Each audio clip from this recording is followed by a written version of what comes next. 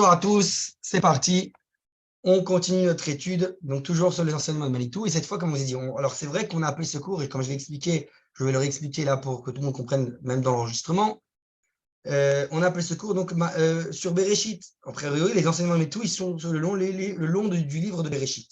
Donc du premier Chumash, c'est-à-dire du premier livre du Pentateuque, qui est le livre de la Genèse en français. Mais là, on arrive à l'aboutissement, c'est-à-dire cette Torah d'Atoldot, cette Torah des engendrements, littéralement, on va dire comme ça, que Manitou nous enseigne. Maintenant, on va essayer de porter ses fruits jusqu'à la suite du Chumash. Donc, en fait, même si c'est plus déjà concrètement le Chumash Bereshit qu'on va s'occuper, mais c'est quand même la conséquence naturelle. Donc, je reste dans le cadre des cours de Manitou sur Bereshit, mais en réalité, on va parler maintenant de Moshe, donc plus du livre de Shemot et de la suite, en fait, des autres Chumashim du Pentateuque, de l'Exode et compagnie. Donc voilà, ça c'est pour juste remettre dans le contexte, malgré que quelqu'un me pose la question, ah mais c'est Moshe, c'est plus dans Bereshit, mais si, parce que ça reste, c'est pas Bereshit, c'est pas dans l'écrit de Bereshit, mais c'est la continuité logique de nos enseignements qu'on a pris jusqu'à maintenant. Voilà, pour une petite introduction, maintenant on peut commencer. Je vais tout de suite faire le partage, d'accord? J'espère que tout le monde m'entend. Voilà, c'est parti, on commence. Donc maintenant, Moshe Manig Latid Mechapes Latid. Donc c'est Moshe, le chercheur du futur et le porteur du futur, d'accord? Donc c'est ça qu'on va voir maintenant. Comme ça.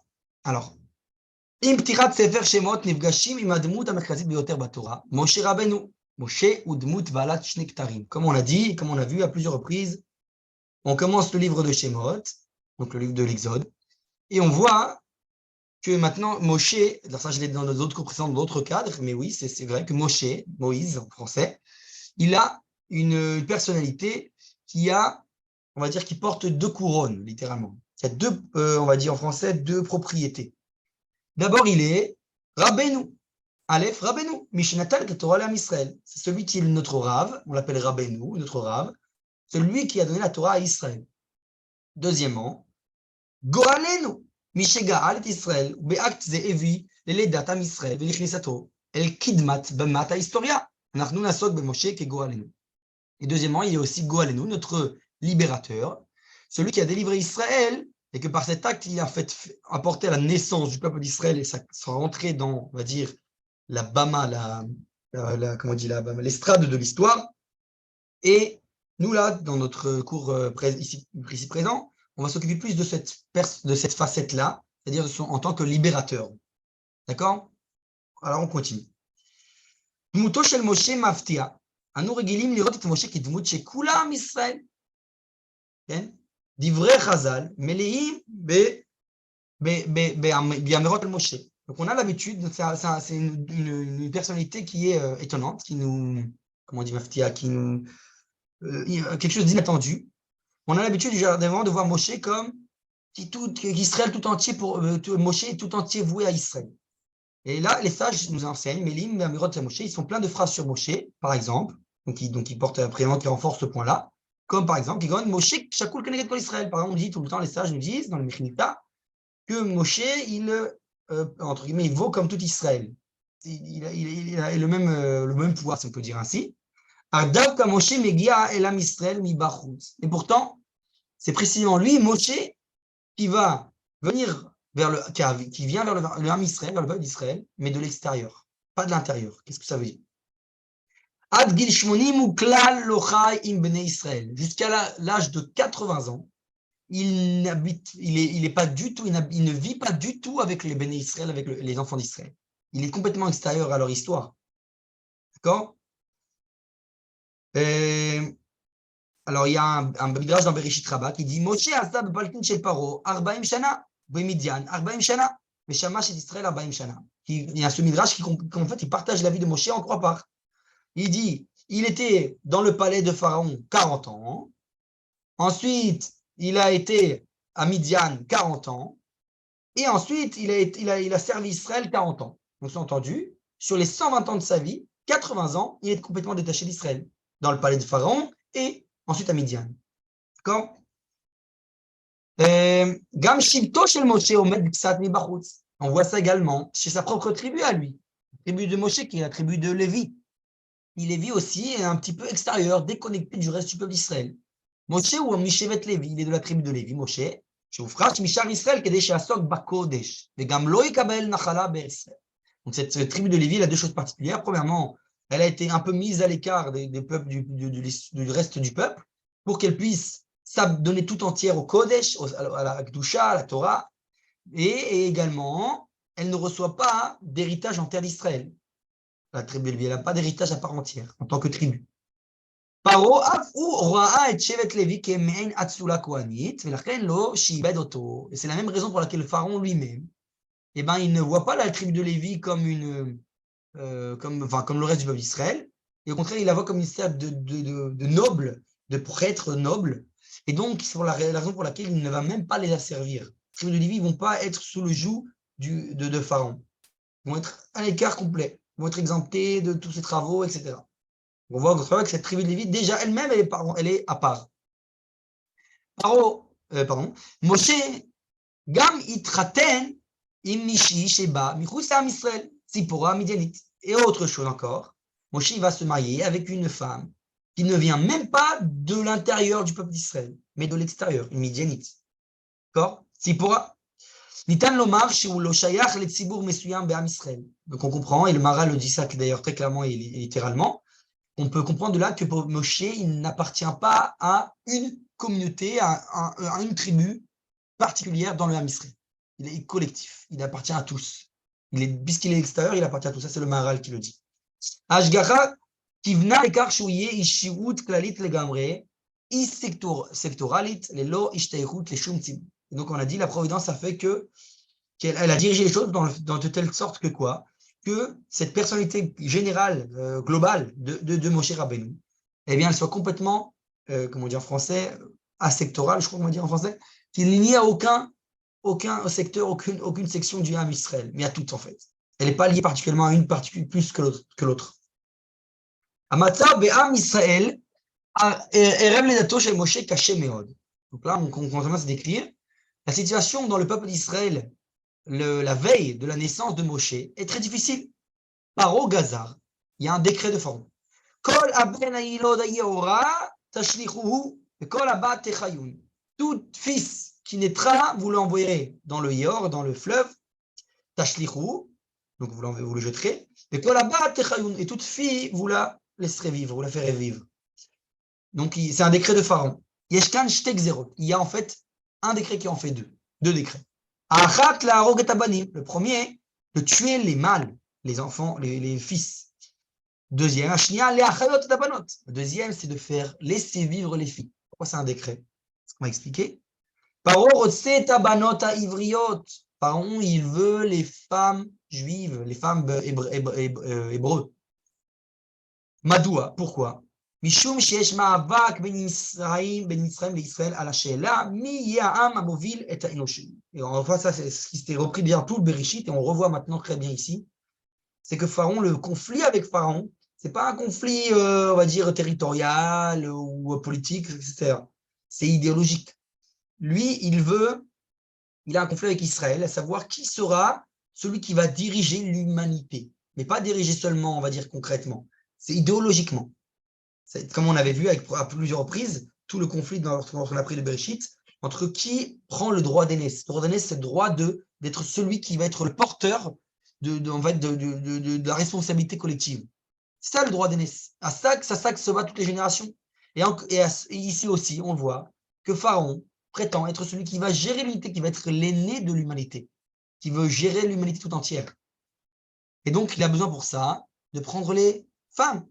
Les Maasé Paro chez Mitzrayim ti Am Asgula. Donc Pharaon, il veut que l'Égypte soit le fameux Am Asgula, quand on traduit généralement par le peuple élu, celui qui mène les rênes de l'histoire. Mais Zod ben Saoud Shtilat Azera Mitzri Berechema Ivrit. Et quand il veut faire ça, il veut, on va dire, introduire la semence égyptienne dans la matrice hébraïque. Donc c'est pour ça qu'il veut prendre les femmes pour se marier avec des Égyptiens, que ce soit une identité égyptienne dans une matrice hébreu, d'avoir des hébreux. Donc c'est vrai que les mâles n'en veulent pas, mais les filles, oui. Les garçons pas, et les filles, oui. Les maasé. On voit que concrètement, donc on a dit, il veut, pardon, je l'ai déjà dit ça, excusez-moi. בתגובה לכך, בני ישראל מחליטים על התאבדות לאומית שאותה מוביל עמרם. en réaction à tous ces décrets de Pharaon, que ce que fait le peuple d'Israël? Il décide à un suicide national. Qui va mener ce suicide-là? Amram, le père de Moshe. Il dit comment? Enod les dot klal. Il dit, puisque c'est comme ça, tu veux gérer l'histoire, tu veux prendre nos matrices et enlever les garçons, alors on ne va plus emmener d'enfants du tout. Amram, il se divorce de sa femme, il dit, on n'avait ni fille ni garçon. Aaron ou Ayeled Acharon. Aaron, son nom d'ailleurs, c'est ce changement de lettre qui se fait en hébreu, c'est le dernier enfant, avant ce décret de Amram. Ça s'exprime par son propre nom. Aaron en hébreu. Si on enlève ce qui se fait beaucoup dans la Torah, le E se transforme en Chet, deux lettres qui se ressemblent beaucoup, ça devient Acharon, le dernier. Myriam, Ayalda, Shemeshachnat et Avia lachzor bo velevatel takzera. Qui va changer cela? C'est Myriam. Myriam, la petite fille donc de Amram elle-même, va convaincre son père de revenir sur lui de son décret, de ne pas faire ce décret.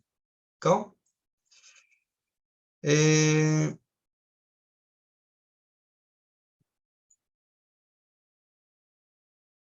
Ok, d'accord. Maintenant, on va voir la suite. Amram, donc j'en ai comment, est-ce que Amram se laisse convaincre ou pas par Myriam? Amram ishtarnea, effectivement, Amram, il va se laisser convaincre. Vayelech ish bet Levi, vaikar et bat Levi, c'est écrit dans la Torah, même si ce n'est pas écrit explicitement, les sages nous disent que c'est eux, que vient un homme de la maison de Lévi et a pris une fille de la maison de Lévi. Qui c'est Amram qui va se retourner vers Yocheved. La malokituvim shemotem, la question qui se pose, pourquoi de la Torah ne mentionne pas leur nom? On dit Ish mi bet Lévi, un homme de la tribu de Lévi a pris une femme de la tribu de Lévi. Pourquoi tu ne dis pas Amram, il a pris Yocheved, il est reparti avec Yocheved. She'atanar kotev Ish, akamana, il est Mishua Ish be'e ha'idia. Souvent, quand la Bible, quand le Torah, on parle de Ish, donc cet homme, ou on va dire Ish, le terme de Ish dans la Torah, c'est un terme de dire quelqu'un qui est l'homme par excellence, celui qui est l'homme de la situation, on va dire comme ça. D'accord? Par exemple, bon, on va prendre un exemple, il y a les Anashim, les Ish, bref, ce qui veut dire Krashou. Krashou, c'est important, quelqu'un d'important. C'est pas n'importe qui Ish. Amram ou Admout Amovila chez la Shevet Amovil. C'est-à-dire que Amram, ou Manig Israël Betkufazo. Amram, c'est qui Amram à cette période de l'histoire? C'est la personnalité qui dirige, qu'on va dire, qui gère la situation, dans la tribu qui gère la situation. C'est-à-dire que c'est la tribu qui est mobile, comment on dit mobile, qui est celle qui qui mène le pas, et Amram lui-même est la personne qui mène le pas. Donc c'est le dirigeant d'Israël, c'est lui le guide, le dirigeant d'Israël de cette époque. Shmo Meid Alav, son nom le témoigne par lui-même. Amram, en hébreu, Amram, ça veut dire Am, le peuple, Ram, est élevé. Il est au-dessus, lui, du peuple. Il est celui qui gère le peuple. Moshe, ou l'Ohod Ivri. Moshe, lui, c'est pas encore un autre hébreu. Ivri, d'accord, il n'est pas au Ivri, ou Aben chez la Mishpacha, chez la Shevel. Alors, c'est qui Moshe, selon cela? Ben, Moshe, c'est le fils le fils par excellence, oui, de la famille par excellence, de la tribu par excellence, c'est-à-dire le fils du dirigeant Amram, de la tribu de Lévi, donc parmi le Ham Israël. Baruch chez Moshe Yemanig, chez l'Irak, chez Ezéam. Donc c'est clair à ce stade que Moshe, c'est le futur guide d'Israël. C'est celui qui à qui Amram va donner son sceptre, entre guillemets, qui va lui donner la suite. Amram gère le peuple d'Israël, maintenant Moshe, tu fais toi le prochain. Et la question qui se pose, la seule question, c'est de quel peuple il va diriger. Ok, c'est toi qui vas prendre la suite, mais quel peuple tu vas être le porteur de son futur? Alors voyons, c'est ce qui va s'éclaircir au fur et à mesure des versets, au tout début du livre de Shemot. Vata'ar Aisha vateled ben. Et elle se fut enceinte, donc la femme, littéralement, et elle a engendré un enfant, un fils. Vatere oto kitov, elle a vu qu'il était bon. Elle le dissimula 3 mois. Semed Amilim, Kitov, Maskirit Parashiat Briat Haolam. Cette association de mots qui est le Kitov, ce qu'on vient de voir dans le verset actuel, elle nous rappelle la parasha de la création du monde, ce qu'on avait vu au tout début, si vous vous rappelez, à Bereshit. Le Kitov, quand Akadosh Baruch Hu disait Vayar, qui ça, il a vu que c'était ça, il a dit que c'était bien. Kitov, c'est un espèce, on avait dit que c'était le résumé, la conclusion du jour. J'ai fait ci, j'ai fait ça, conclusion, Kitov, c'est bien. Je suis arrivé à accomplir mon plan. C'est la raison pour laquelle les sages du Talmud Bavli nous disent, dans le traité de Sota, à la page 8 bet Amoud Aleph, בשעה שנולד משה נתמלא הבית כולו אור. כתיב אחר, כתוב כאן בפרשת כתיבת משה, ותראה אותו כי טוב הוא. בכתיבתם, וכתוב שם בפרשת מעשה בראשית, וירא אלוהים את האור כי טוב. Donc les sages nous disent dans le traité de Sota qu'au moment où est né Moshe, c'est rempli la maison tout entière de lumière. Comme il est écrit, ils ont dit dans la Torah, vatere oto ki tov, elle a vu qu'il était tov, qu'il était bon.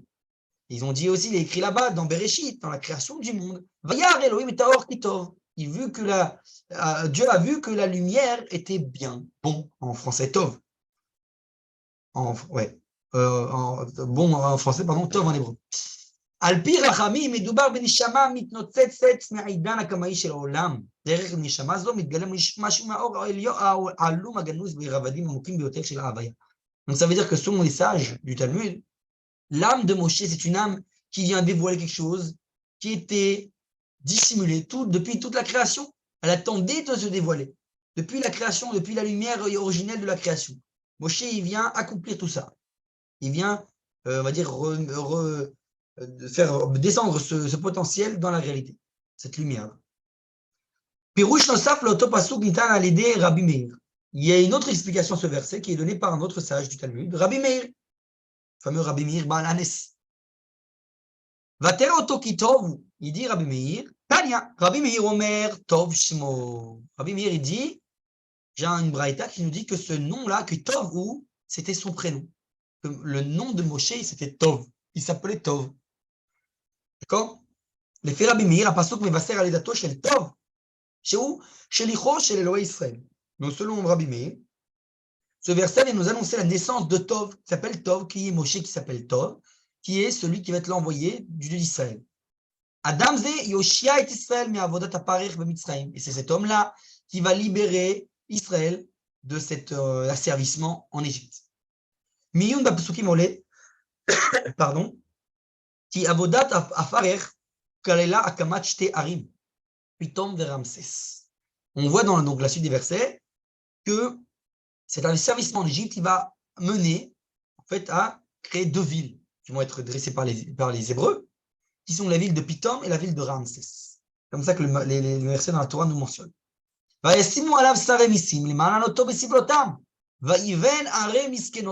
Les paroles et Pitom et Ramsès. Donc le verset dit, ils sont placés sur eux donc on va dire, officiants des impôts, les manatobesivotam, pour qu'ils gèrent en fait tout l'asservissement d'Égypte, qu'ils les fassent travailler et pour donc les faire souffrir, on va dire, les asservir, littéralement. Et donc, il a créé des villes, alors miskenot, littéralement. Je ne sais pas dans le contexte, qu'est-ce que ça veut dire dans ce terme-là, mais en gros, ça veut dire des villes pour fortifier, quoi. Les pharaons et Pitom, donc à Paron, il lui a donné et Pitom, la ville de Pitom et la ville de Ramsès. Pirouche Hachem Ramsès b'Mitzrit Aatikahu Ra Nolad. Il y a ce qui est intéressant de voir, c'est que la signification du mot Ramsès en Égypte ancien, en égyptien ancien, ça veut dire Ranolad, c'est-à-dire le mal est né. D'accord? Ra ushmo shel el leumi, nichbad venerat beoter Mitzrayim. C'est vrai que Ra, c'est un des dieux égyptiens national, très honoré dans l'Égypte antique. Ramsès nitfas ke'el hamagen shel ir abira hamitzrit. Donc Ramsès, ça c'est, on va dire, c'est abordé, compris, on va dire, comme une sorte de protecteur de la ville capitale de l'Égypte. Ou koneratz ad shel yamim letkufa hellénistit ou chad im dmuto shel el Zeus. Il est tellement respecté et honoré, ce dieu-là, qu'à l'époque helléniste, il va être, on va dire, complètement unifié avec une personnalité qui s'appelle le dieu Zeus en français. D'accord? Donc ils vont le mettre en... C'est le dieu des dieux. Imken, kvarmi birour, étymologie badavar reshemot. Donc si maintenant on étudie donc on va dire le sens étymologique des noms. Alors, on a comme ça. Amram, on l'a dit, le guide du peuple d'Israël de l'époque. Aaron, Moshe, Bishmoa Ivri. Moshe, avec son nom hébreu qui est Tov. D'accord? On va voir par la suite justement que Moshe, ce n'est pas son nom hébreu, ça on verra plus tard. Ou Mineged Ramsès. Et face à cela, en opposition à cela, on a Ramsès, la ville. Anu Mekablim Tumuna Klalit, ala Omed et Travesh Bezirat Azot. Maintenant, on commence à avoir une vue d'ensemble de ce qui va se produire là, à cette époque, qui est porteur pour toute l'histoire, pour le futur. D'accord? Continuons. Kufat Mitzrayim. Donc, maintenant, l'époque d'Égypte. L'achar Shloshet Ayarachim. Donc, on a dit après 3 mois. Il a caché jusqu'à 3 mois Moshe. Il a caché Yocheved. Shebaem Urba Moshe Beto. Urba Betevat Gome Basouf. בת פרעה שירדה לכרוץ בסמוך, הבחינה בטבע וקשרה את גורלה של התינוק עם בית המלוכה המצרי. Donc on a dit, après qu'il a été caché 3 mois, il va être mis dans le fleuve, etc., tout ce qu'on connaît. Et la fille de Pharaon, finalement, va descendre se baigner, on peut dire se tremper à proximité. Elle va voir le petit, donc la Teva de Moshe. Elle va lier son destin au destin de ce petit bébé. Et en fait, qui va être lié, ça va comme ça, de cette manière-là, ça va le lier, pas seulement, cette fois, ça va le lier à la royauté, on va dire, à la direction d'Égypte tout entière. Vateret bat paro lichotz alayor. Donc, elle est descendue, la fille de Pharaon, pour se tremper dans le fleuve. Venarotea olchot aliad ayor. Et ses servantes, ses jeunes servantes, vont à côté du fleuve. Elle a vu l'arche de Moshe dans les roseaux. Sans rentrer dans tous les détails de qu'est-ce que ça veut dire littéralement, elle a envoyé littéralement sa main pour le prendre. Je ne vais pas rentrer dans les explications des différentes marloquettes qu'il y a chez les sages. Elle a ouvert, elle a vu l'enfant. Littéralement, il écrit, voici qu'un jeune pleure. Ça aussi, je ne rentre pas, la différence entre Yeled et Nahar, entre enfant et jeune, bref. On va rester dans le sens, on va dire, superficiel. Il pleurait. Elle a eu pitié de lui. Elle l'a dit. Elle a dit, voici qui fait partie des Hébreux, cet enfant-là. Bref, il a grandi, l'enfant. Elle l'a porté à la maison de Pharaon. Il fut pour elle un fils. Elle a donné son nom Moshe. Et elle dit, alors là, je reste exprès, je reste dans le sens extérieur, on va voir en profondeur plus profonde de ce verset. Mais elle dit, on va voir qui c'est ce elle dit, puisque de l'eau, il a été tiré. De là, le sens de Moshe. A priori, si je lis comme ça, Moshe, c'est un nom hébreu. De l'eau, je l'ai sorti. On va voir que ce n'est pas si évident que cela. Min atan atashem Moshe. La question qui se pose, c'est justement ce que j'ai fait allusion maintenant. Qui a donné à Moshe ce nom de Moshe? Alpi Atshat, Bat Paro. On a dit, le sens littéral, c'est la fille de Pharaon qui a donné ce nom. Imkar, Az lama katouf Batomer. La question qui se pose, c'est pourquoi alors il y a écrit tout de suite Vatomer. Regardez bien le verset, si vous avez fait attention. Il y a écrit, il fut pour un fils, elle appela son nom Moshe, Vatomer, et elle dit, Kiminamaim Shitu. Pourquoi tu rajoutes elle dit? C'est superflu. C'est pour ça que la Torah, il n'y a aucun mot qui est superflu dans la Torah. Pourquoi tu rajoutes le mot elle dit? Tu dis, elle l'a appelé Moshe parce que de l'eau, je l'ai sorti. Pourquoi j'ai besoin de dire elle dit? Elle dit, tu rajoutes elle dit. Donc il faut se poser cette question.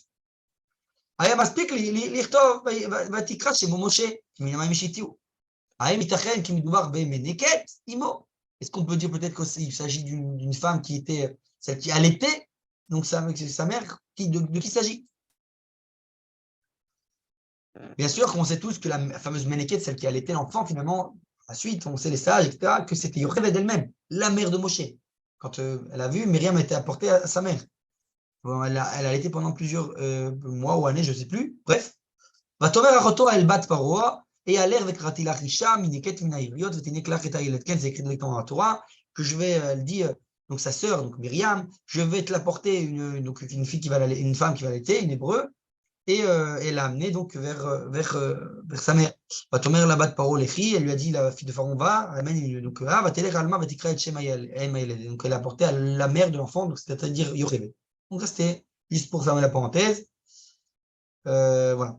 Maintenant, après, Makor Hashem Moshe, hein, comme j'ai dit. Alors, qui a donné? C'est qui cette fameuse, celle qui va allaiter? C'est Yocheved. Donc, qui a donné ce nom de Moshe? C'est Yocheved ou c'est la fille de Pharaon? Alors, regardez ce qu'on voit. Après, Makor Hashem Moshe, Bemitzret Adikaya Choliot, Me'amila Ben, Argam Me'amila Maï. Ok?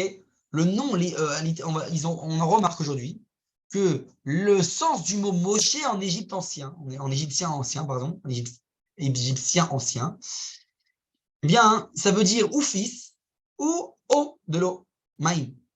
Pirushamila mo bemitzri tatika ou maïm. Le mot mo en hébreu, pardon, en égyptien antique, ça veut dire l'eau. Ou pirouche mesh, le mesh, Moshe, ça veut dire ben, fils. Ok, comme Messes, on a dit dans Ramsès, Messis. D'accord. D'ailleurs, ça c'est bon, sans rentrer dans la citation, mais le rabbi, le natif de Volodine, il le dit littéralement, qu'il apporte cette source, déjà que le nom de Moshe vient de l'égyptien. Donc, c'est pas une invention de Manitou. Voilà. Imken, itachen shebat paro, amitzacheset elav, et el bena, tava sheshmo Moshe. Donc, on voit, sinon cela, que c'est la fille de Pharaon qui va lui donner ce nom. Elle a fixé que son nom, ça sera Moshe, qui est un nom, donc on a dit égyptien. Mais d'un côté, on voit que, a priori, celle qui a donné le nom, c'est Yocheved. Comment on résout ce problème, cette problématique? Et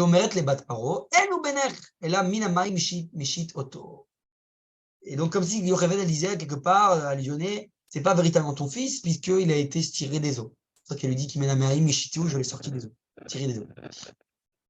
On a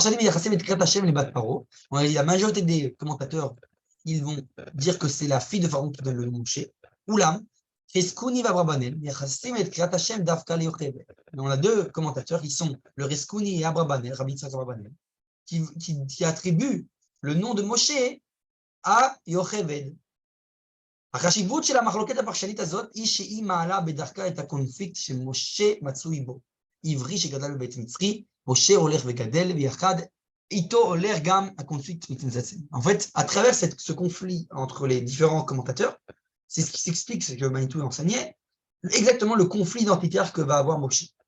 À qui j'appartiens? Qui est ma mère? Vous vous rappelez, on a dit, de la même manière que son père, d'un côté, il a Amram, le futur dirigeant d'Israël, ce serait Moshe. D'un côté, il a grandi dans la maison de Pharaon, peut-être que ce sera le futur Pharaon. Pareillement au niveau de la mère. D'un côté, ma mère, c'est Yocheved, la femme de Amram, côté hébreu. D'un côté, je suis lié à l'identité de la fille du Pharaon. Je suis lié à l'Égypte. Je suis égyptien. Donc, on voit, c'est ce conflit identitaire qui a Moshe. Je vais être le dirigeant, c'est évident, mais la question de quel peuple? De l'Égypte ou d'Israël? C'est ça la question. C'est ce conflit qu'il y a en Moshe. Et bien sûr, Manitou expliquait, comme j'ai dit dans les versets, que, en fait, c'est battre la patte Paro, c'est-à-dire la fille de Pharaon qui va donner le nom Moshe égyptien, mais Yocheved, donc la mère biologique de Moshe, c'est elle qui va essayer de donner une signification hébraïque à ce nom égyptien de Moshe. Elle voit la providence, elle se dit oui, Moshe c'est un nom égyptien, essayons de retrouver les racines hébraïques de ce nom égyptien. Donc elle dit qu'Iminamai Meshiti, où elle cherche la racine de l'âge où il a été tiré. D'accord? Ça, on reviendra par la suite, peut-être par ce cours dans l'autre la semaine prochaine, Bezrat Hashem, de cette dimension-là. Parce qu'il y a encore un autre point à développer. Vaï bayamimaim, vaïgdal Moshe vaïtzel. Ce même conflit, on le voit dans d'autres conflits de commentateurs dans les versets suivants que je vais dire maintenant. Voici que les jours passèrent. Vaïgdal Moshe, il a grandi Moshe, vaïtzel et il sortait vers ses frères.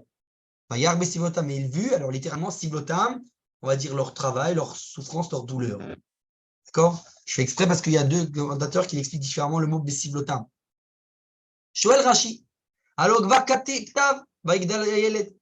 on a déjà écrit dans le verset avant, il dit Rashi, il pose la question que l'enfant a grandi. Alors pourquoi on nous dit encore une fois avec Dal Moshe, qui a grandi Moshe? Rabbi Yehuda Rabbi Eliezer, on le dit Rabbi Yehuda au nom de Rabbi Eliezer. Arishon lekoma ve'asheni ligdula. Le premier Vaigdal, c'est pour on va dire il a véritablement grandi, on va dire littéralement. Le deuxième, c'est pour dire son statut a grandi.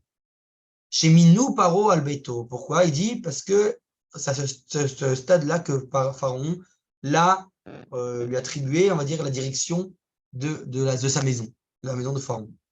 Moshe Naasa Rosh Memshelet Mitzrayim. Il devient le premier ministre égyptien. D'accord? Vayetse Elechav. Et là, c'est la question. Il sort vers ses frères. Littéralement, il n'y a pas écrit de qui il s'agit. Est-ce que ce sont les Bnei Israël, ses frères, ou est-ce que ce sont les Égyptiens? Miem Achiv. Qui sont ses frères? C'est la question qu'on doit se poser. Mitzad Echad Efshar Lomar chez Elohim Israël. D'un côté, on peut dire ses frères évidents. C'est comme nous, on a l'habitude de penser. C'est les Bnei Israël, ses frères, bien sûr. Moshe Mouda, Lioto Ivri, parce que Moshe, il est conscient qu'il est hébreu. Mais Lioto Beno, biologie chez le Israël, qui est aussi le fils biologique du dirigeant du peuple d'Israël, qui est Amram, comme on a vu. Mais du deuxième côté, Mitzad Sheni, ou Gadal Ben Mitzrayim, il a grandi en Égypte d'un autre côté. Ou Beno Ameumat Selmanik Mitzrayim, et il est le fils adoptif du dirigeant de l'Égypte tout entière, de Pharaon lui-même. Ou Nassir Mitzrayim, c'est comme on le dit en français, c'est le prince d'Égypte.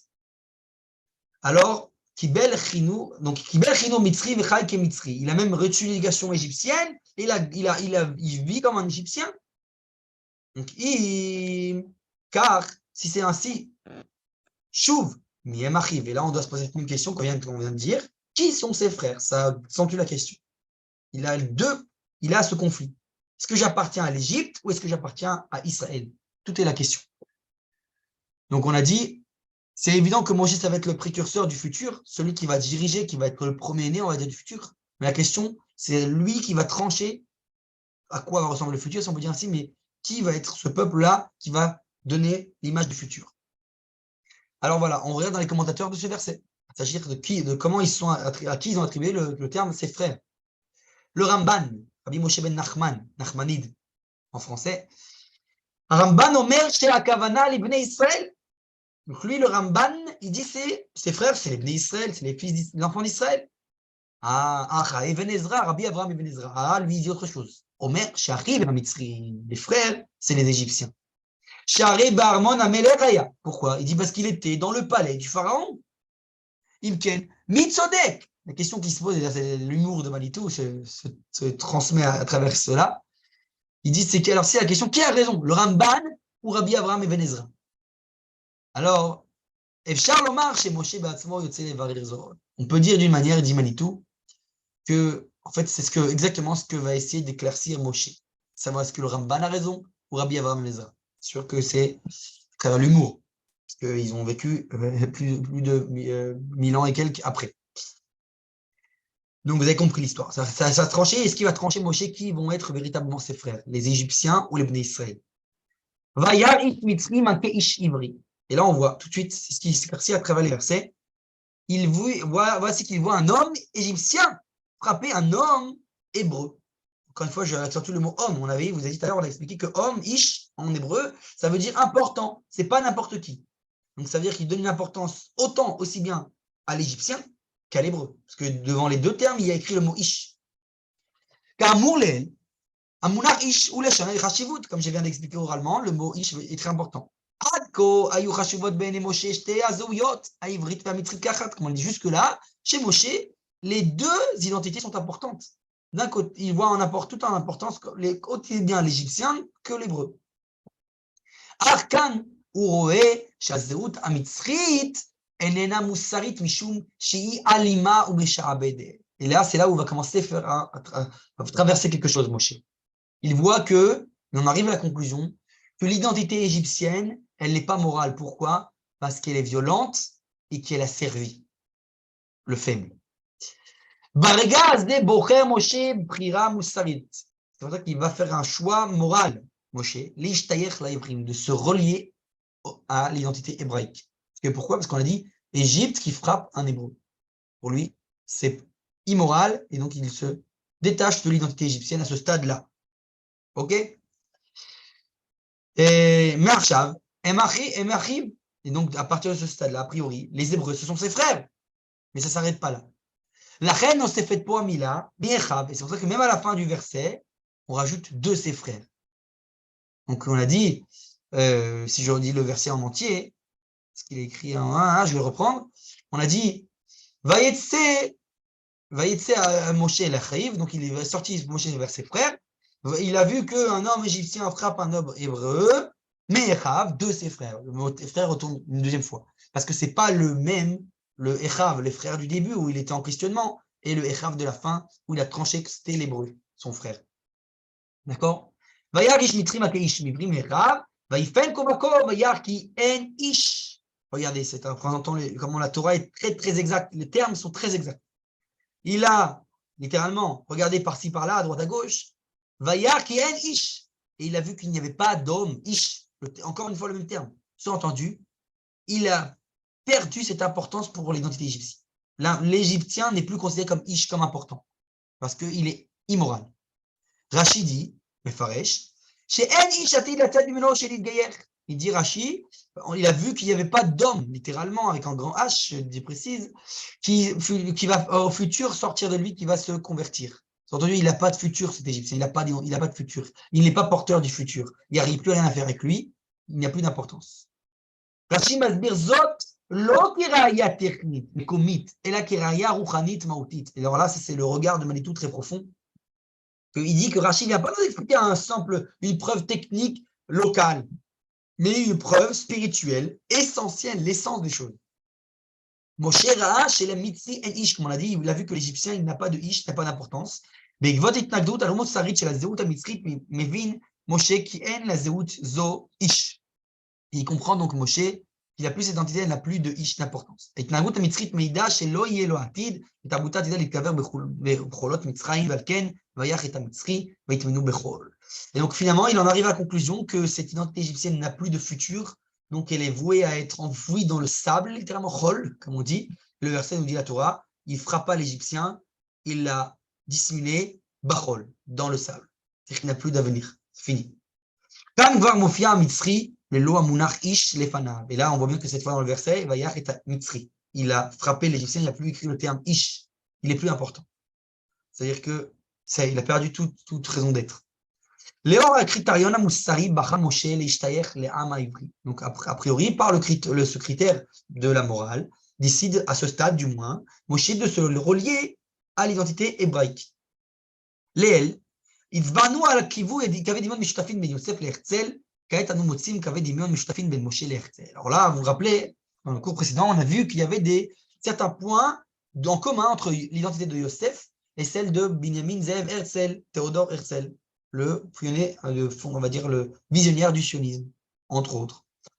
Et là, cette fois, on va faire la même chose entre Moshe et Herzl. Quel point commun il y a entre les deux?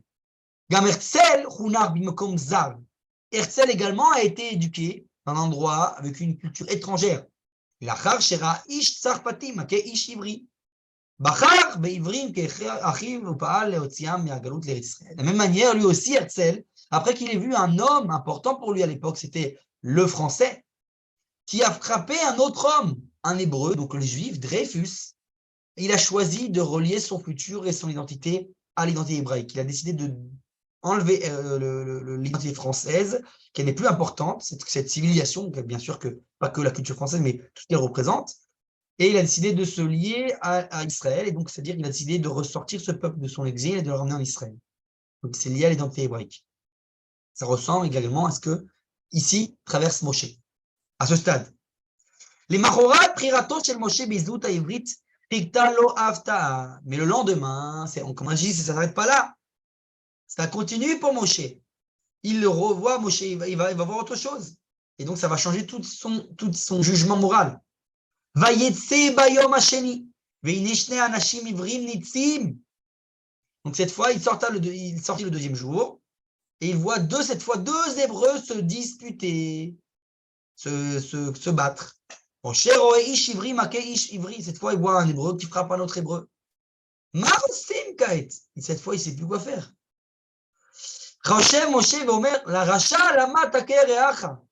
Il pense, il réfléchit, il se dit, Racha, mécréant, pourquoi tu frappes ton prochain? La Racha, on est là, et le Racha lui dit, est-ce que tu vas me tuer moi aussi, comme tu as tué l'Égyptien? Donc cette fois, c'est à ce stade que Moshe, il comprend rétroactivement le fait que les Hébreux sont dans une situation tellement, on va dire, au bas de l'échelle, qu'ils sont asservis. Pourquoi? Parce qu'il dit, Achen oda davar. Rachid explique sur le verset, Achen oda davar, et ça y est, c'est ce stade, c'était connu de Moshe. Qu'est-ce qui est connu de Moshe? Rachid dit, Noda li adavar shaiti tame alav. Cette fois, j'ai compris la chose sur laquelle j'étais étonné jusqu'à maintenant. Matratou Israël mikol umot haolam. Mikol shinim umot. Il dit, en quoi ont fauté Israël parmi toutes les 70 nations? Liot nirdim be'avodat farer, d'être asservi comme ça, d'être comme si tellement bafoué comme ça, asservi par les Égyptiens. Aval, roéani, shem reouim lekar. Mais je vois, dit Rachid, en parlant au nom de Moshe, Moshe à ce stade voit que, comme on dirait en hébreu, Magia laem, bien fait pour eux. C'est ce que dit Moshe à ce stade. Il dit, c'est ce qui leur revient, bien fait pour eux. Les Hébreux sont aussi immoraux que les Égyptiens, donc il n'y en a pas un pour attraper l'autre, si on peut dire ainsi. Et donc il se dit, ben, ils sont asservis parce que c'est ce qu'ils méritent. C'est ce que se dit Moshe à ce stade, regardez bien. Parce qu'il a vu deux Hébreux se frapper. Maintenant, מסברו של רש"י עולה מסקנה מפתיעה וקצת קשה לעיכול. משה חוזר בו גם מלהיות עברי והולך לחפש זהות שלישי. Donc, la conclusion, ce qu'on en tire de cela, c'est que le deuxième jour, en fait, puisque le premier jour, s'est détaché du futur, du porteur du futur égyptien, de l'identité égyptienne comme porteur du futur, ben, le deuxième jour, il s'est détaché de l'identité hébraïque également. Alors, il est quoi? Ni hébreu, ni égyptien. Alors, qu'est-ce qu'il est? Et bien, ce qu'il va faire, c'est ce qu'il va aller chercher une troisième identité. Il va essayer de trouver une troisième identité. C'est ce qu'on va voir maintenant. Koufat Midian, maintenant dans l'époque de Midian, lorsqu'il fuit l'Égypte et qu'il se retrouve à Midian. בריפוסיו עוזב משה את מצרים והולך למדיין. מדוע דווקא לשם? את זה ניתן להבין מן האירוע הבא.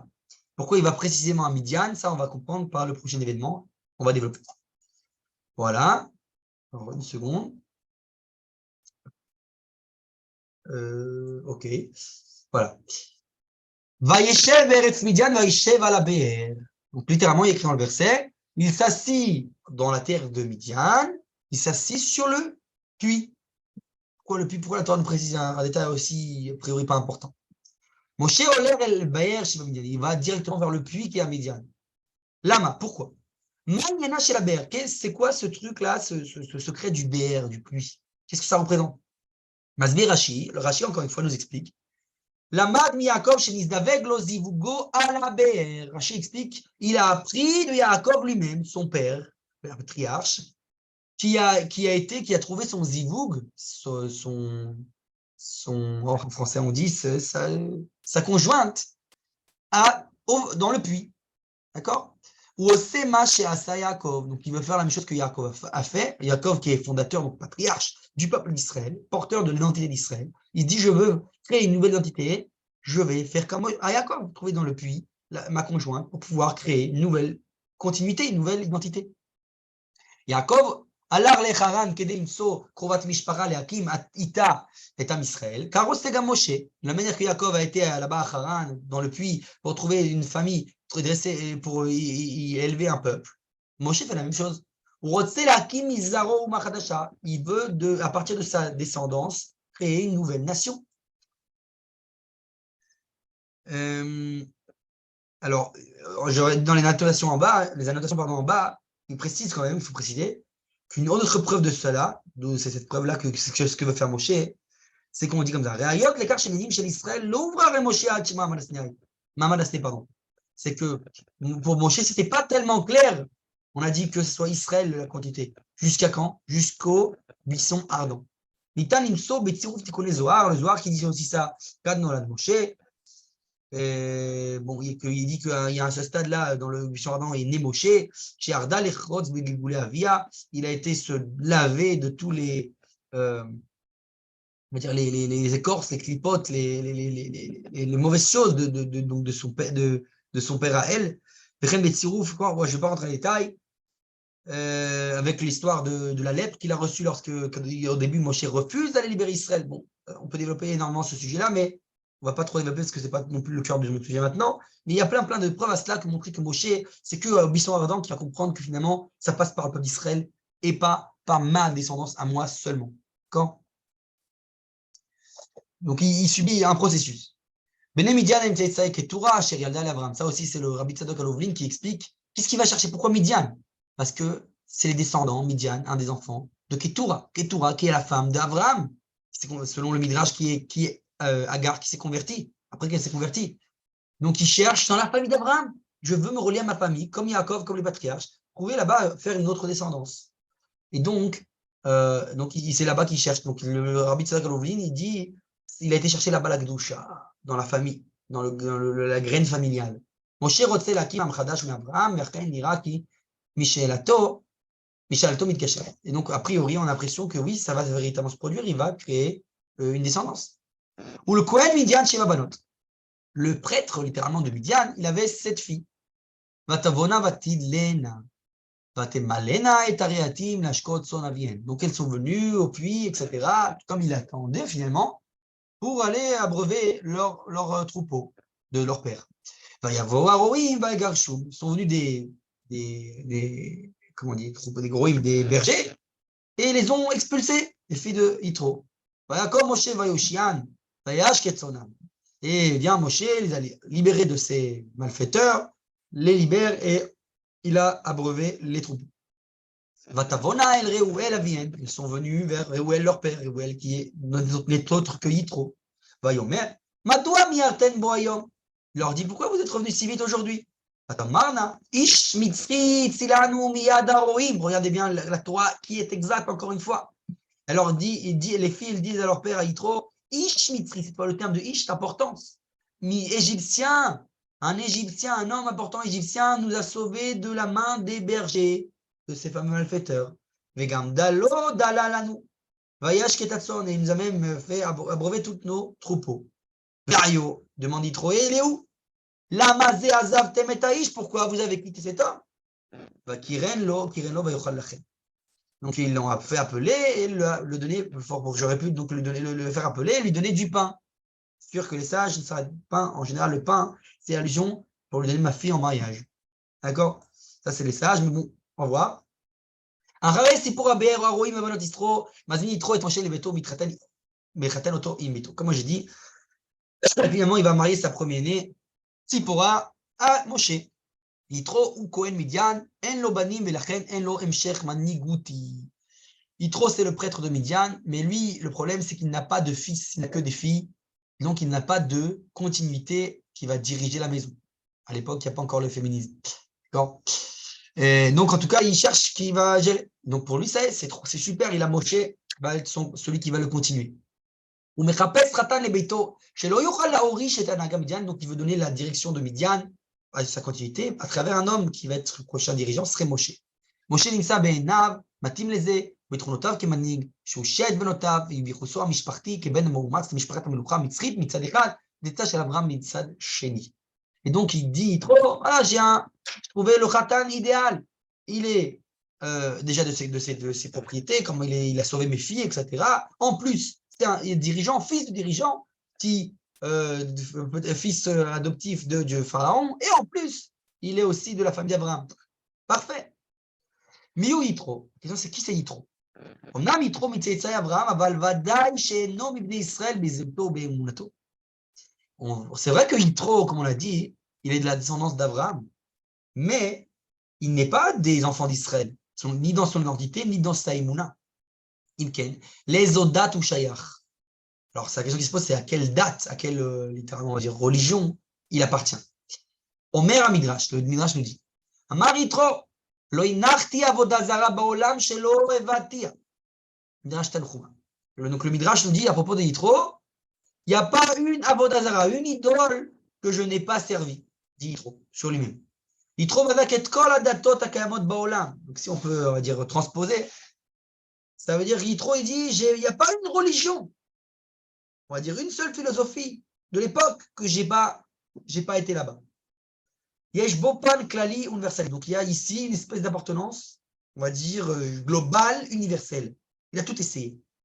Ach, et tzetsae shel Avraham, yesh bo pan ivri. Mais en tant que, malgré tout, on va dire, lié à la descendance d'Abraham, il y a quand même cette partie, cette facette hébraïque. C'est-à-dire, Shilov Zebidiuk Matim Moshe. C'est exactement ça qui va attirer Moshe.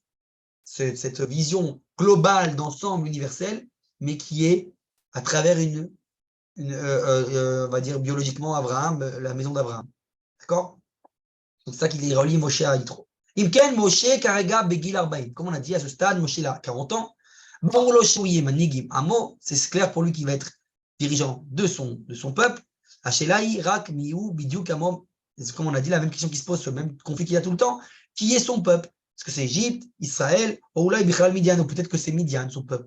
לאחר אכזבתו מהזהות המצרית, ואף מן העברית, מחליט משה להקים עם חדש דווקא דרך מדיין. Donc on a dit, il est déçu et des Hébreux et des Égyptiens, il décide de créer une nouvelle identité, un nouveau peuple, à travers sa descendance, à Midian. Ou Mitraten im Bito, donc il se traite avec, il est marié avec la fille de Yitro Tzipora, chez Yitro Venana, la Tsarot Ramim l'Isher Midian, et il répond même à la demande de Yitro de rester à Midian. Va Yoel Moshe la Shevet et Aish, pardon, Vaïtel et Tzipora Bito le Moshe. Et donc il a on va dire, accepté Moshe de s'asseoir avec cet homme, l'homme important pour lui qui devait Yitro, et il lui a donné donc sa fille Tzipora Bito à Moshe. Vayoel Moshe. Le terme de Vayoel Moshe, on ne peut pas faire attention que ça nous fait allusion à un livre qui s'appelle Vayoel Moshe, qui est le Admour Misatma, qui est antisioniste, qui a créé son livre qui est appelé Vayoel Moshe, qui bref, je ne rappelle pas les détails parce que c'est un autre cours, mais c'est allusion. Quel rapport? Vous allez me dire, voilà. Rashi Mevi et Divrei Razal. Rashi rapporte les paroles de nos sages à propos de Vayoel Moshe. En Allah et là les chants de Shvoua. Il dit, on n'a pas de Vayoel dans le sens de Allah, que c'est un langage de Shvoua, de sermon. Nishbalo shelo yazuz midian ki birshuto. Moshe a fait serment à Yitro qui ne bougera pas de la maison de Midian sans sa permission de Yitro. Ça nous rappelle les 3 serments. C'est pour ça que j'ai dit l'antisionisme. Les fameux, ça, c'est un cours, ceux qui veulent le savoir, il y a sur les différentes approches au sionisme chez les rabbins. Il y a un cours à part entière, allez voir sur YouTube. Mais en tout cas, Chazal Mesaprim Lanou chez Moshe Chai Midian Arbaim Shana. Donc les sages nous disent qu'il a habité à Midian 40 ans. On a dit dans le Midrash tout à l'heure. Maasa Shem Bekrol Azman Azeh. Qu'est-ce qu'il a fait là-bas dans tout ce temps-là? Ayaoler Mideyom Imtsono El Arsinai Vechoser. Ce qu'il faisait, c'est qu'il allait de temps en temps avec son troupeau au mont Sinaï et il revenait. C'est ce qu'il faisait Moshe. Ou Béchar Azman Maasa, et le reste du temps, qu'est-ce qu'il a fait? Alors voilà, je vais essayer d'avoir ce temps de terminer tout ça. Les Shemkar Nizdakek Nivri Chazal, Amisaprim Lanou Al Mekoro, Shalamate, Apalaï, Moshe. On comprend qu'est-ce qu'il a fait tout ce temps-là chez Yitro, à Midian. Là, ça va être, c'est pas explicitement du tout dans les versets, mais c'est allusionné.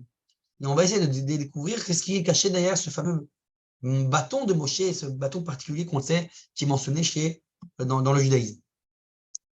Alors, ce bâton miraculeux. Ce fameux bâton qui a fait tous les miracles en Égypte, etc. Rabbi Lévi Omer, Rabbi Lévi nous dit dans le Talmud, pardon, dans le Midrash de Parquet de Rabbi Eliezer. Oto Amate, Shemivra Ben Hashmashot. On dit que ce bâton de Moshe, il a été créé Ben Hashmashot. Ben Hashmashot, c'est l'aube de la création avant l'entrée du Shabbat, du premier Shabbat de l'histoire. Nimsar l'Adam Arishon mi Gan Eden. Donc il a été transmis à Adam Arishon, Adam lui-même, Adam Arishon, depuis le Gan Eden. Adam Masro le Chanor, Adam il a transmis à Chanor, Chanor Masro le Noach, Chanor il a transmis à Noach, Noé à Shem, Sem en français, Veshem Masro l'Abraham, Shem il a transmis à Abraham, pardon, et bien Abraham le Yitzhak, Abraham à Yitzhak, Yitzhak le Yaakov, Yaakov orid oto le Mitzrayim, Masro le Yosef Beno. Et Yaakov il a descendu en Égypte, il a apporté à son fils Yosef. Donc ce fameux bâton a transmis les générations. Et chez Met Yosef, Shalal Beito, Nitan Beplaltin Shet Paro. Lorsque Yosef est décédé, tous ces biens ont été donnés dans la maison de Pharaon, mis dans un certain coffre, quelque part, une petite cachette du palais de Pharaon. Mais bien entendu, on sait tous des Midrashim que Yitro était un des conseillers de Pharaon lui-même. Il était un de ces fameux Khartoumim, ces magiciens de Pharaon, si on peut dire ainsi. Il a vu le bâton, donc Yitro a identifié le bâton, il a vu les signes et les lettres qu'il y avait écrit dessus. Il l'a voulu tout d'un coup. Il a eu comment dire en hébreu, une douda pour le bâton. Il a voulu prendre le bâton. Il a pris et il a planté. Donc il a pris avec lui, je crois que lorsqu'il a fui Midian, bien entendu, ça, je rentre pas en détail pourquoi il a fui, ça c'est notre histoire, mais en tout cas, il a fui Égypte pour arriver à Midian. Prend ce bâton avec lui, il l'a planté dans son jardin lorsqu'il est arrivé à Midian. Ça nous rappelle une petite histoire du Disney, ceux qui connaissent. Lorsque il a planté ce bâton, plus personne n'arrivait à sortir le bâton de la terre après lui. Plus personne. Il a planté, hop, chacun venait, personne n'arrivait à déplanter ce bâton. Ça, c'est le sens littéral, bien entendu. Vekara et Taotot Asher Alav, il a lu les lettres, donc les fameuses lettres qu'il avait écrites sur ce bâton. Shalaf Yadov Lakacho, et il a. Pardon, j'ai sauté une ligne, excusez-moi. Pardon, j'ai sauté une ligne. Donc, Kesheba Moshe l'Etor Beto, lorsque Moshe est arrivé dans la maison de Yitro, Nichnas Tegan Beto chez Yitro, il est rentré dans le jardin de Yitro où il y avait le fameux bâton. Il a vu le bâton. Taotot Asher Alav, il a lu les lettres qu'il y avait du bâton. Shalaf Yadov Lakacho, il a pris sa main, il a sorti le bâton. Ça a marché. Oh, ça nous rappelle une petite histoire. Mais bon.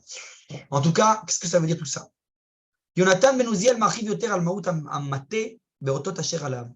Yonatan ben Uziel, qui est le fameux commentateur araméen du Nar, des Lévim et des Ktuvim, des prophètes et des hagiographes, il explique un peu en profondeur, plus en profondeur, ces fameuses lettres qui étaient écrites sur ce bâton.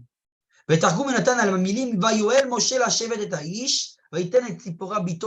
explique là-bas, sur les versets qu'on a mentionnés plus haut, de Vayoel, Moshe, qu'il a accepté Moshe de s'asseoir avec l'homme, etc., et de prendre sa fille Tsipora en mariage.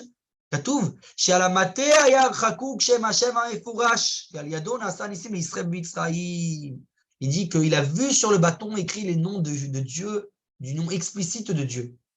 Et que c'est avec ce bâton-là qu'il a fait les miracles en Égypte. Nikra Yamsouf, il a ouvert la mer. Yatsu Amaim, il a fait sortir l'eau douce des rochers, etc., etc. D'accord?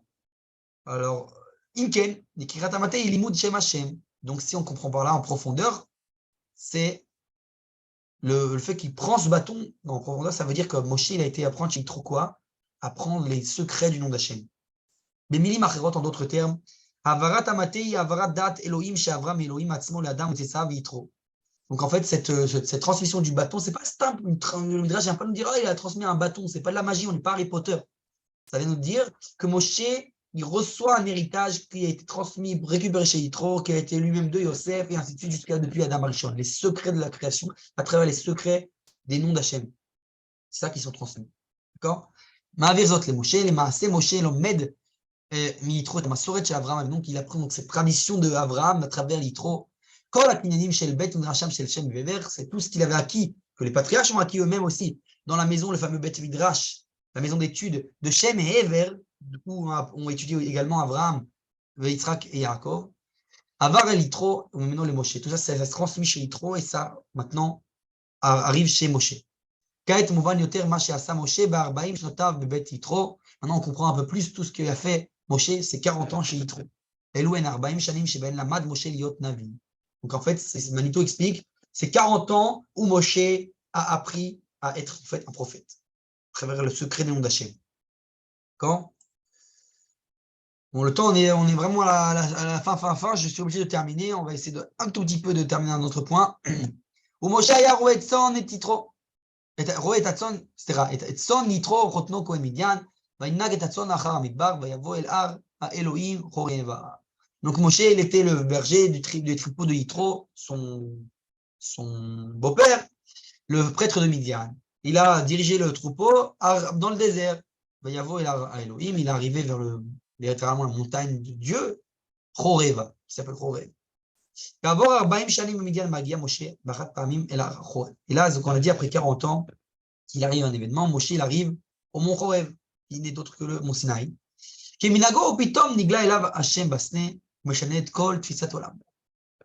Et donc, comme à sa coutume, tout d'un coup, va se dévoiler vers lui Hachem dans le buisson ardent, dévoilement du buisson ardent, et va lui changer toute sa vision du monde. C'est ce qui va se passer entre ce dialogue Moshe et Hachem. Donc Moshe lui a fait voir un ange d'Hachem dans ce fameux buisson ardent, dans le Sné. Le buisson qui brûlait, mais il n'est jamais consumé. Il lui dit, voici que je suis le Dieu de ton père. Elohé Abraham, Elohé Yitzhak, Elohé Yaakov, le Dieu d'Abraham, le Dieu d'Yitzhak, le Dieu de Yaakov. Et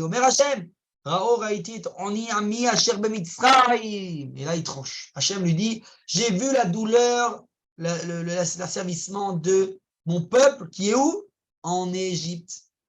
Qu'on soit entendu, je ne veux pas que je n'acquiesce pas à ton projet de faire un nouveau peuple. Ton peuple, il est en Égypte. החידוש הגדול שהתחדש למשה, למעמד ההתגלות הזה, הוא שמי שהקדוש ברוך הוא קורא עמי, הם אלו אשר במצרים, כלומר בני ישראל. Donc le grand חידוש, c'est ce que Moshe il appelle mon peuple, il lui dit à Hachem en fait, ton peuple c'est qui? C'est ceux qui sont en Égypte, כלומר בני ישראל, les enfants d'Israël. בגיל 80 מבין משה שאין צורך להקים מחדש את עם ישראל מזרעו, ישראל הם אחיו העברים שבמצרים. Donc c'est que à l'âge de 80 ans que Moshe comprend, à travers ce dévoilement de divin, que ceux qui sont véritablement son peuple, c'est qui? C'est les bénis Israël en Égypte. Et les yesh leagia veotam yesh ligol velavi chazara l'Eretz Israël. Donc c'est eux qui doivent les libérer. Et c'est eux qui doivent ramener en Israël. Ach mikol makom nishera le Moshe akushia musarit al bnei Israël kefi shemita midvar leel achen oda davar. On a dit malgré tout ça enlève pas la difficulté qu'avait Moshe morale. En quoi ils méritent? Après tout, bah, c'est bien fait pour eux, c'est ce qu'on avait vu. Alken yesh lehavin et divrei hakadosh baruch hu et ani ami asher bemitzrayim. Regardez, c'est magnifique. Donc c'est pour ça que Kadosh Baruch Hu précise, il dit et oni et la misère de mon peuple en Égypte. Qu'est-ce qu'il veut dire? Alder pirush shel Rav Kook, le livret Agada shel Pesach. On va aller dans le sens de Rav Kook lorsqu'il explique l'Agada de Pesach. Il dit vayeru otanu hamitzrim vaya'anunu. Littéralement, ils nous ont fait du mal, les Égyptiens, ils nous ont fait souffrir, ils nous ont torturés. Le Rav Kook expliquait, il écrit vayeru, c'est-à-dire nous ont fait mal. En fait, on peut dire aussi vayeru. Ils nous ont rendu mauvais. Le mal, c'est pas qu'ils nous ont fait du mal, ils nous ont rendu mauvais. Qu'est-ce qu'on veut dire par là? Amitzrim asu otanu raim. Il dit le Rav Kook dans l'autre aya, les Égyptiens nous ont rendu mauvais. On a été influencés par leur trait de caractère. Klomar, onia musari shel ami, amos hakadosh baruch hu novea miyoto b'matzavo asher mitzrayim. Ça veut dire qu'en finalement cette misère morale dans laquelle cette situation morale basse dans laquelle le peuple d'Israël se trouve, il dit c'est parce qu'il a été influencé des bas degrés moraux de l'Égypte. Moshe mevin ki ota gisha cosmopolitique chez Yosef nirshela. Donc Moshe il comprend bien que l'approche cosmopolite qu'on a vue auparavant de Yosef, elle a échoué. Am Israël lo itzlach lashpi al Mitzrayim. Le peuple d'Israël n'a pas réussi à influer sur l'Égypte. Ou mimena ala olam kulo, et depuis elle sur le monde entier. Aefer wa nachon, au contraire, c'est l'inverse qui s'est produit. Mitzrayim ishpia alav ve'ira oto. C'est l'Égypte qui a influé sur Israël et elle l'a rendu mauvais. Imkar madoua au village Gerat d'Israël et Mitzrayim. La question qu'on va se poser, c'est alors pourquoi la providence a apporté Israël en Égypte? Veyoter misé, plus que cela. Gam mi biladem minia va cosmopolitim chez Yosef aya am Israël yored le Mitzrayim. Sharek varne mar l'Avram bibrit ben abetarim shebanav yardu Mitzrayima ou madoua maj be Mitzrayim. Alors là, la question qu'on doit se poser, et on va rester sur cette question jusqu'à le prochain cours, c'est qu'on doit se demander, donc plus que ça encore, c'est que même sans les visions cosmopolites de Yosef, le peuple d'Israël aurait dû descendre en Égypte, comme il a été promis, il a été dit déjà, annoncé à Abraham, lorsqu'il dit ta descendance seront, lors de la Brit Ben Abetarim, l'alliance entre les morceaux, que tes descendants seront asservis en Égypte. Donc on était obligé, c'est l'histoire de Israël, on devait descendre en Égypte. Alors la question c'est pourquoi? Qu'est-ce qu'il y a en Égypte? Pourquoi c'est si important de descendre en Égypte? Pourquoi on a dû descendre là-bas? Ça, je pense que Zrat Hashem, on le verra la semaine prochaine. Voilà, je pense avoir fini pour aujourd'hui. Est-ce qu'il y a des questions?